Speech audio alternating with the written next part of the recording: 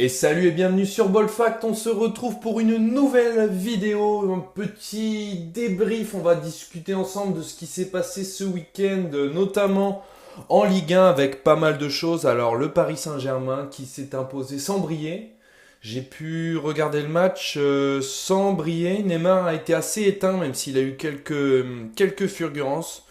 Donc une victoire 3-0 face à Saint-Étienne. Bon, Paris supérieur, mais Paris inquiété, notamment, moi j'ai noté une domination stéphanoise en première mi-temps.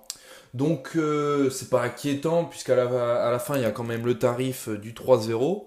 Mais attention, on a vu qu'ils étaient bousculés. Saint-Étienne qui pourrait être une belle surprise cette saison, vu la qualité de jeu proposée, malgré pour moi l'absence d'un vrai attaquant de pointe côté stéphanois. Avec Amouma, c'est pas suffisant, c'est davantage un joueur de côté. Pour rester un peu au Paris Saint-Germain, on a la signature de Kylian Mbappé en prêt payant pour 180 millions d'euros. On attend, à l'heure où je fais cette vidéo, une officialisation pour l'achat de Fabinho aussi. Et dans le même temps, on a l'UEFA qui visiblement sanctionnerait le PSG. C'est peut-être pas très malin de la part des dirigeants du PSG, mais j'ai envie de dire que c'est un peu normal s'ils respectent pas les règles, parce qu'ils auraient beaucoup plus acheté que vendu. Il faudrait vendre encore un joueur. Donc on n'a pas eu les officialisations de départ de soit Di Maria, soit Pastore.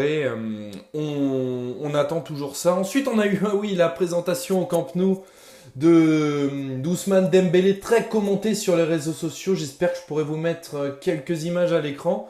Il s'est un peu foiré sur quelques jongles et un tour du monde raté, un arc-en-ciel pareil. Donc il n'avait pas dû dormir, peut-être il était un peu sorti dans la night, mon cher Ousmane Dembélé, qui portera le numéro 11 au Barça, exactement le même que celui de Neymar. Donc on espère qu'il fera des merveilles et qu'il fera pas trop de jongles comme il nous a fait, mais bon, c'est vrai que c'est jamais évident devant autant de monde.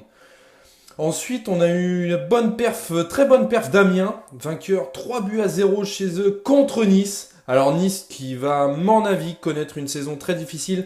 J'espère que vous avez regardé la première édition de l'heure des pronos. J'avais annoncé un bon coup amiénois.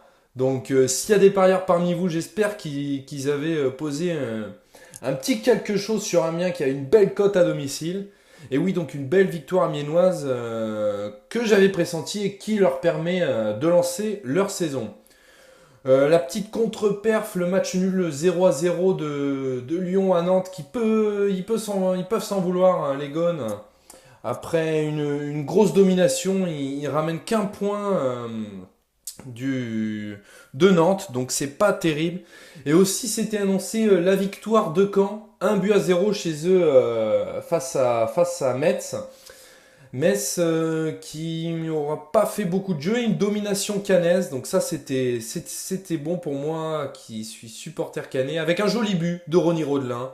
Donc voilà une belle perf collective des Canets qui leur permet d'enchaîner une deuxième victoire consécutive et de briser une série malédiction à domicile après 7 défaites enchaînées. Maintenant Caen qui pointe à la 7e ou 8e place avec 6 points au classement. Donc c'est plutôt pas mal. Voilà, je vais m'arrêter là pour ce petit débrief de l'actu du week-end.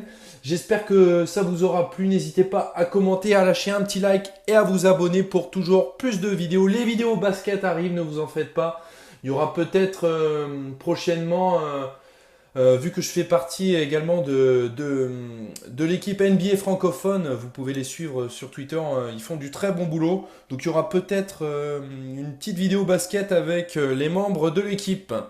Voilà, c'était Ballfact. Ciao l'équipe.